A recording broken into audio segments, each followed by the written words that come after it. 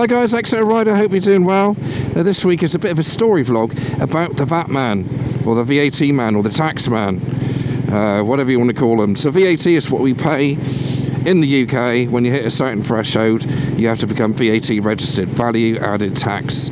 So basically anything you do, you have to add on 20% to give to the government, because the tax system over here robs you in every single way. Now, I was always one that never ever flouted the tax system. I knew what they can do. They can destroy your life for many years if you flout the system or take the mick out of them or whatever. So I never took any unwanted risks. Sorry about the view, by the way. I was hoping it wasn't going to be like this. So I never took the mick, or I played everything right, you know, and to the bone, to the best of my ability. I went to a business show. I needed a new accountant because my other one, I think he was retiring. No, he was too pricey. He was mega money, and he was overkill for my small little business. At the time, I was fitting kitchens and bathrooms for B&Q, which was incredibly well run back in the day. Absolute mess now. I wouldn't advise anyone using their installation service now, but back in the day, they really had it. Let's get up capacities. They had it down to a T. They really did. It was a brilliant, well set up system that they had there, and one white van after another. Yeah, so I need a new accountant. I went to the business show one day. I thought, ideal, there's bound to be a load out there, and there was. And I picked up one of them's card. I had a good chat with her, and she seemed pretty good. Picked up her card, and met a few others which I didn't really click with at all. And she seemed like the way, you know, the way to go. So I got back home. I gave her a ring a week later, and yeah, we kind of went from there really, and she became my accountant, you know, and done all the forms and all the signing of the tax forms and all that malarkey, and it all seemed good. So I phoned her up the week after, went down to see her, and I thought, oh bugger, I've got the wrong card, and I ended up picking one which I didn't actually want to use. Let's just get past here, a bit of concentration. Anything there, all clear. If I could get past that lorry, that'd be wonderful. I don't think it's going to happen today, Josephine, no. Yeah, and I picked up the wrong blooming card. I couldn't believe it.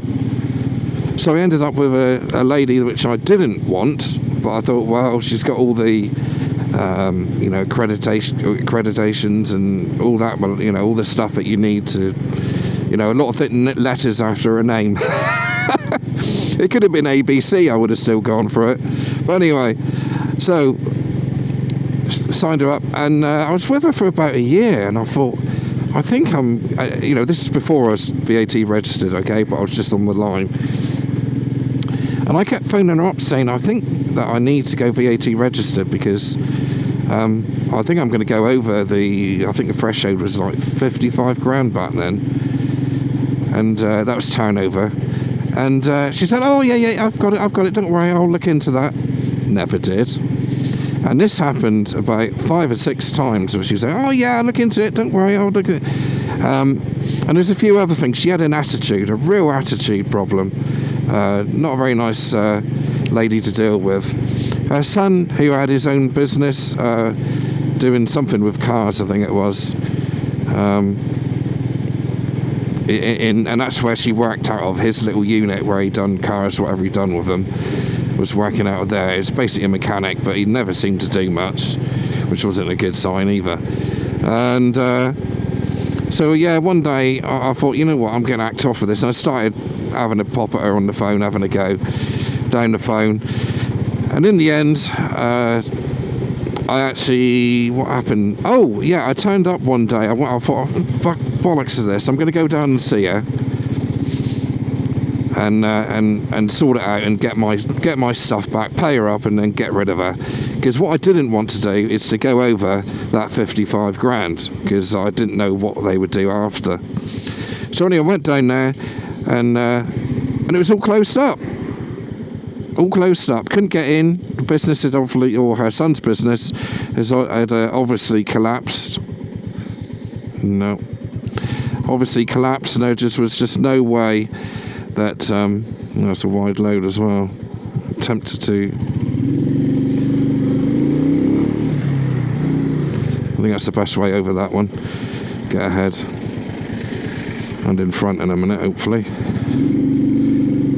Bit of concentration needed here, guys. I just want to get into a safe zone with cars rather than lorries all around me. Yeah, so I went round there and she wasn't there. And you know, basically I thought, what? How the hell am I going to find her now? But luckily, by pure accident, she had left her address where she lived on one of the bits of paper that I had. I can't remember what it was or what it was for or anything else, but I somehow found out where she lived in just outside Exmouth. And so I thought, bollocks this, and I knocked on the door one day and I said, where's me stuff? You know, you pissed me around, you didn't even leave a number for me, you've got all of my earnings over the years and everything else, all the bits that I need to file my tax return. I couldn't get hold of her, couldn't phone her or anything like that, just disappeared with all my gear. And I also mentioned that, you know, I've been saying for ages that I think I might need to be VAT registered. And she came out with some crap like, yeah, no, it's okay, I'm on it, and the same old shit. And I said, no, I'm done now. You know, I want me stuff back now. I had to have a couple of times where I went to her house to say I want me books back, and eventually she got them back the second time. Gave them all back to me. So that was the end of her. After that, I went to somebody, I can't remember how I knew him now, I think it was off a recommend off of a friend, and basically I gave him all my books, and he basically said, what the hell has she, in so many words, what the hell has she been doing? You're in a total mess, mate. And I said about, you know, trying to find out about VAT registration and all the rest of it, and nothing ever seemed to happen. Just get past here. Ignore this bit. Jesus Christ, what a mess.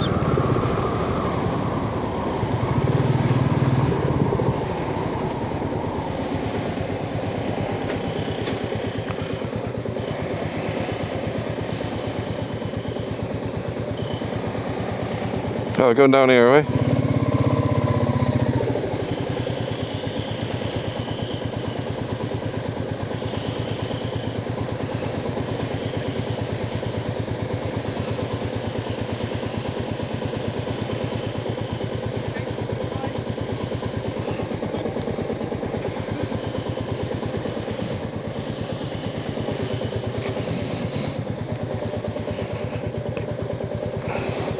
Bloody mess, isn't it?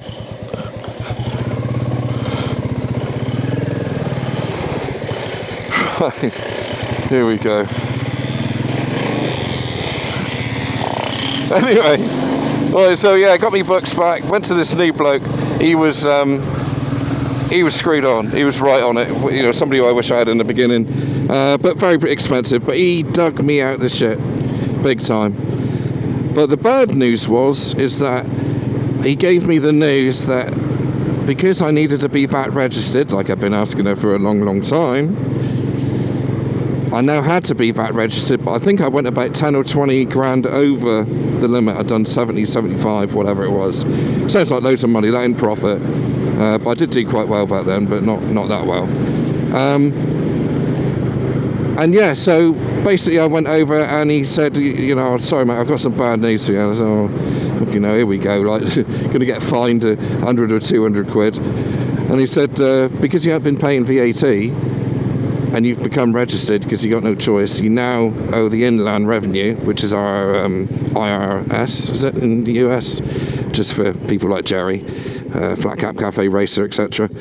and Blake. You now owe them 12 grand. 12 grand. Flipping heck. And don't forget, this is 2004-ish, 2005. Yeah, I'm pretty sure it's 2004 when I got me first bike and CBT in that. And you can imagine how that felt back then. 12 grand back then. Absolute disaster. I had a few, I wouldn't say sleepless nights, but it was so bad. You know those times in life when something really bad happens, and it's worse hearing about it now, because at the time you're just thinking, how the am I going to get out of this?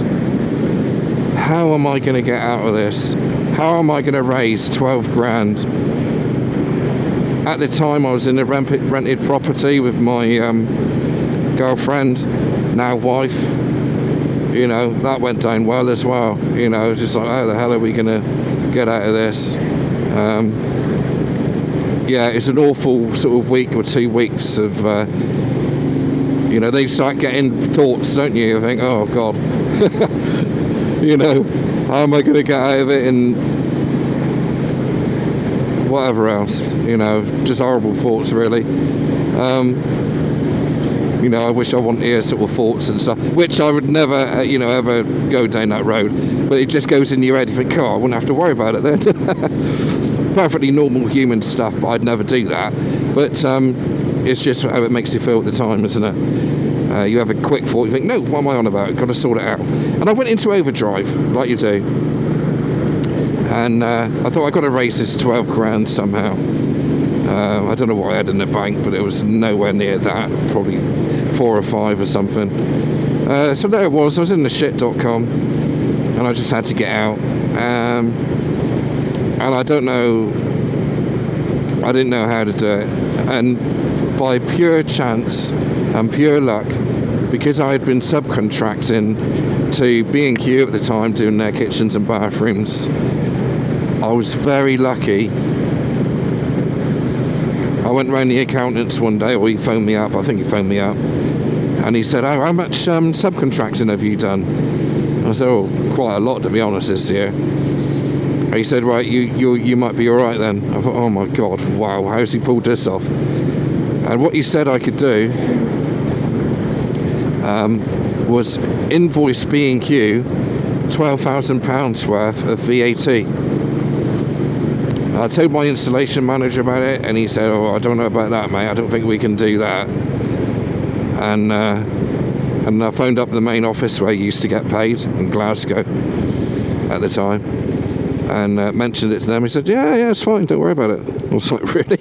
Is it really going to be that easy? Am I really going to get out of this so scot-free like that? You know what?